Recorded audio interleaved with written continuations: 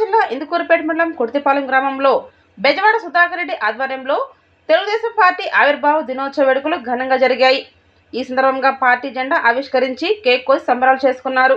ఈ కార్యక్రమంలో మాజీ సర్పంచ్ ఆమారి సుధాకర్, అప్పాని రమణయ్య, గుండం కిషోర్ బాబు, శేషురెడ్డి, సత్తార్, ఆమారి యశ్వంత్, ఆమారి అఖిల్ వర్మ, పలువురు నాయకులు, కార్యకర్తలు తదితరులు పాల్గొన్నారు. జై తెలుగుదేశం, జై తెలుగుదేశం, జిందాబాద్ ప్రశాంతం గారి నాయకత్వం, వర్ధిల్లాలి ప్రశాంతం గారి నాయకత్వం, వర్ధిల్లాలి కళ్యాణ్ రెడ్డి గారి నాయకత్వం, వర్ధిల్లాలి కళ్యాణ్ రెడ్డి గారి నాయకత్వం, వర్ధిల్లాలి కమలారెడ్డి గారి నాయకత్వం, వర్ధిల్లాలి కమలారెడ్డి గారి నాయకత్వం, వర్ధిల్లాలి కిషోర్ గారి నాయకత్వం, వర్ధిల్లాలి పొన్నుబాయి కిషోర్ గారి నాయకత్వం. జిందాబాద్, జై తెలుగుదేశం. ధన్యవాదములు.